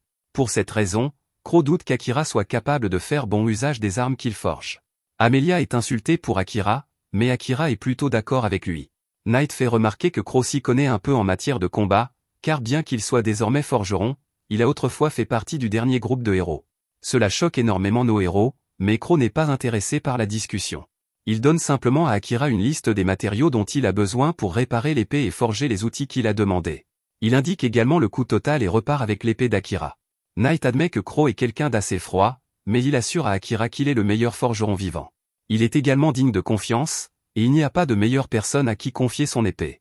Akira doit trouver un moyen d'obtenir de l'argent et les matériaux nécessaires, alors Knight suggère qu'il chasse des monstres dans le labyrinthe. Les monstres laisseront tomber des matériaux, et ils pourront vendre ceux dont ils n'ont pas besoin. Akira trouve que c'est parfait, car il pourra ainsi gagner des niveaux en même temps. Le labyrinthe de Bérut est tout proche, mais son accès est limité en fonction du rang d'aventurier. Amelia demande la permission de s'absenter un moment. Elle souhaite parler à Crow de quelque chose, alors Akira l'y autorise. Il demande toutefois à Knight de la surveiller, et Akira dit qu'il va faire quelques recherches avant de se rendre au labyrinthe. Après le départ du chat, on comprend qu'Akira a envoyé Amelia parce qu'il savait que Knight voulait lui aussi parler à Crow. À la forge, Amelia fait remarquer à Crow que le groupe de héros précédent n'a pas réussi à vaincre le Seigneur Démon. D'après ce qu'elle a entendu, seul le héros et un homme bête sont revenus vivants. Crow le confirme en expliquant qu'il y avait une elfe dans leur groupe qui n'a pas survécu. Crow s'attend à ce qu'elle le réprimande pour avoir abandonné un camarade, mais ce n'est pas pour cela qu'Amelia est venue. Elle souligne que le fait qu'ils soient tous les deux revenus vivants signifie qu'ils sont vraiment forts. Amelia veut aussi être forte, alors elle demande à Crow de lui apprendre à se battre. Crow refuse froidement et explique qu'il a juré de ne plus jamais prendre d'autres disciples. Il a déjà essayé, mais aucun d'entre eux ne s'est révélé capable. Ils ont tous fui ou se sont effondrés face à la défaite. Amelia promet de ne pas s'enfuir ni de s'effondrer, alors elle le supplie de lui enseigner. Elle veut rester aux côtés d'Akira pour le reste de sa vie, mais l'écart entre sa force et la sienne est tout simplement trop grand. Amelia sait que les choses ne peuvent pas rester ainsi, elle doit donc devenir plus forte. Crow se tourne vers le cauchemar d'Adlia et lui rappelle que leur accord portait uniquement sur la réparation et la fabrication d'armes. Knight répond que leur accord n'a pas changé, mais que les garçons ne contrôlent pas les choix d'Amelia. Knight a encore une chose à dire, et il demande à Crow d'arrêter de l'appeler le cauchemar d'Adlia. Cela fait simplement rire Crow. Cependant, alors qu'il rappelle à Knight qu'il est le symbole de la peur, il révèle que c'est Knight qui a terrorisé tous les peuples bestiaux de ce continent, et il le traite à nouveau de cauchemar d'Adlia. Bien sûr, Amelia veut savoir ce qui se passe, alors Knight explique que tout cela s'est passé il y a un siècle. Adlia était la ville la plus prospère du pays, alors le seigneur démoniaque envoya Knight en mission pour attaquer la ville. C'était en réponse à leur invasion du territoire démoniaque, et il devait seulement avertir leurs dirigeants. Malheureusement, Knight laissa ses instincts démoniaques prendre le dessus, et il finit par causer beaucoup plus de dégâts qu'il ne l'avait prévu. Leurs représailles ne font que le rendre plus furieux, et le côté démoniaque de Knight libère une puissance incroyable. Consumé par la destruction et le meurtre, Knight se perd, même s'il n'y a aucune raison d'aller aussi loin. Depuis ce jour, les bêtes ont commencé à appeler Knight le cauchemar d'Adlia, et les chats noirs sont devenus un objet de terreur. Akira écoute à proximité et rappelle à Knight que leurs esprits sont connectés. Il est clair que Knight voulait juste qu'ils l'entendent, mais Akira se sent mal parce qu'il savait déjà que Night avait un passé troublé. Night rappelle alors à ses amis qu'il avait dit qu'il valait mieux que sa vie s'arrête. Il révèle que ce qu'il a fait à Adlia est ce qui l'a amené à ressentir cela. Night ressent toutefois les choses très différemment aujourd'hui, car il sert son maître, Akira. Tant qu'il est aux côtés d'Akira, Night est convaincu que l'histoire ne se répétera pas. Crow ne semble pas convaincu que Night ait changé, et Night le comprend. Il sait qu'il ne mérite pas qu'on lui fasse confiance et laisse même Crow le réprimander autant qu'il le souhaite. Cependant, il dit à Crow que son nouveau nom est Night. Maintenant qu'il est le familier d'Akira, Night a trouvé un nouveau but et il ne sacrifiera plus jamais sa vie. Crow n'est pas contrarié et explique qu'il n'a jamais éprouvé de ressentiment envers Night. Cependant, il ajoute que l'histoire d'autrefois ne s'est pas terminée là où Night l'a laissé. Après le massacre perpétré par Night, un mémorial fut érigé. Night s'y rendit, tourmenté par les pensées de ce qu'il avait fait, mais il vit que quelqu'un d'autre était là, pleurant la mort d'un être cher. Il s'agissait de Crow, qui se demandait si le cauchemar d'Adlia n'était pas satisfait des dégâts qu'il avait déjà causés. Night fut choqué car il réalisa qu'il avait déjà vu Crow auparavant. Ils s'étaient rencontrés pour la première fois lorsqu'ils s'étaient battus au château du démon et Crow était l'homme bête qui avait réussi à s'échapper. Night donna à Crow l'occasion de mettre fin à sa vie afin qu'il puisse prendre sa revanche, mais Crow refusa l'offre. Il fit remarquer que Night n'était qu'un instrument du seigneur démon et que blâmer Night reviendrait à blâmer l'épée ou la lance. Crow révéla alors que ce n'était ni Night ni le seigneur démon qui avait mis fin à la vie de sa sœur. Elle essayait d'aider les personnes coincées sous les décombres après le départ de Night lorsque le malheur arriva. Un membre de la famille royale était pressé de quitter la ville, craignant le retour de Night. La sœur de Crow a tenté d'arrêter le membre de la famille royale afin qu'il puisse également mettre les autres en sécurité, mais cela ne fit que le contrarier. Le membre de la famille royale ne se souciait que de sauver sa propre peau, alors il a pris la vie de tous ceux qui se trouvaient sur son chemin sans hésitation. Crow sanglotait devant le mémorial, le corps rempli de rage. Il a révélé que l'homme qui avait mis fin à la vie de sa sœur, la cible même de sa vengeance, était le membre de la famille royale nommé Graham Cluster. Amelia se demande s'il a déjà pris sa revanche, mais Crow ne le sait pas. Crow s'est arrêté parce qu'il savait que sa douce sœur n'aurait pas voulu qu'il emprunte cette voie. Amelia se sent très mal, mais Crow déclare qu'il n'a pas besoin de sa pitié. Il souligne que tout cela s'est passé il y a 100 ans, mais Amelia ne le plaignait pas. Elle est simplement désolée pour sa sœur, car Crow l'utilise comme excuse pour sa propre lâcheté. Amelia souligne qu'il a simplement inventé les sentiments de sa sœur et s'est convaincu qu'il les respectait. En réalité, Amelia dit que Crow fuit simplement le monde et lui-même. Crow montre enfin à nouveau une certaine émotion en se mettant en colère, et il exige de savoir pourquoi Amelia pense pouvoir lui parler de cette manière. Amelia explique que c'est parce qu'elle a fait quelque chose de similaire. Elle s'est détournée d'elle-même et a dit qu'elle le faisait pour sa sœur. Heureusement, dans son cas, Akira a pu lui ouvrir les yeux pour lui faire comprendre à quel point elle avait tort. Le ton de Crow est beaucoup plus sombre, il demande donc simplement à Amelia de partir pour l'instant. Ailleurs, Akira réfléchit à ce que Night a dit au sujet des restrictions d'accès au labyrinthe. L'accès dépend du rang d'aventurier de la personne, mais Akira décide qu'il utilisera simplement sa présence dissimulée pour y entrer. À ce moment-là, une énorme explosion se produit, visible à des kilomètres à la ronde. Une armée de démons apparaît de nulle part et commence à massacrer tous les habitants de la ville. Amelia arrive juste à temps pour sauver certaines personnes grâce à sa magie gravitationnelle, et elle envoie Night aider d'autres citoyens. Sa magie est incroyablement puissante alors qu'elle combat l'armée, et elle dit à Night de mettre tout le monde en sécurité. À ce moment-là, une voix mystérieuse dit qu'il se souvient de sa magie. Cet homme est perché sur une bête géante et il salue la princesse elfe. Amelia est horrifiée lorsqu'elle réalise que cet homme est celui qui a trompé sa sœur. Il se présente sous le nom d'Orom et révèle que le seigneur démon lui a ordonné d'épargner uniquement Amelia. Orom sait qu'elle peut utiliser une magie puissante, mais il a besoin qu'elle se comporte bien, alors il invoque encore plus de démons avec sa flûte. Ailleurs, Akira élimine lui-même quelques démons et demande à Night de lui expliquer ce qui se passe. Night ne peut que s'excuser, car il révèle qu'Amelia a été enlevée. Akira est furieux et Night explique que le démon à l'origine de l'attaque a emmené Amelia dans le labyrinthe. Night s'y rend déjà et Akira se précipite également sur place. À son arrivée, Akira trouve une épée par terre et s'en sert pour éliminer immédiatement un démon. Mais il y a des démons partout, il doit donc en éliminer un autre. Night arrive et s'excuse d'avoir laissé Amelia se faire enlever, mais Akira est plus préoccupé par l'élimination de tous les démons. Night dit qu'il y a trop de démons, mais Akira s'en moque. Il choque Night en lui disant qu'il ne reculera devant rien pour retrouver Amelia, et il avertit Night de s'éloigner autant que possible. Night s'envole et Akira active sa magie de l'ombre. Cette fois-ci, c'est très différent des fois précédentes, car il lance son attaque appelée Shadowell. Cela provoque l'éruption de sa magie de l'ombre hors du sol, qui recouvre la ville de ses ténèbres. Elle ressemble à une bête incontrôlable, mais son attaque recherche les démons à consumer. Akira hurle cependant, car ce pouvoir lui a coûté très cher, mais il refuse d'abandonner. C'est la première fois qu'il ressent une émotion aussi intense, et il sait qu'il n'aurait jamais éprouvé cela s'il avait simplement continué à vivre dans son ancien monde. Cette rage qui le consume a fait prendre conscience à Akira d'une chose. C'est quelque chose qu'il n'aurait jamais pensé ressentir, à savoir qu'il y a désormais quelqu'un en dehors de sa famille qui lui est cher. Il dit que cette personne est Amelia, mais le corps d'Akira n'a plus d'énergie. L'attaque d'Akira prend fin après qu'il ait épuisé toute son énergie, et il s'effondre au sol. Merci d'avoir regardé mon résumé.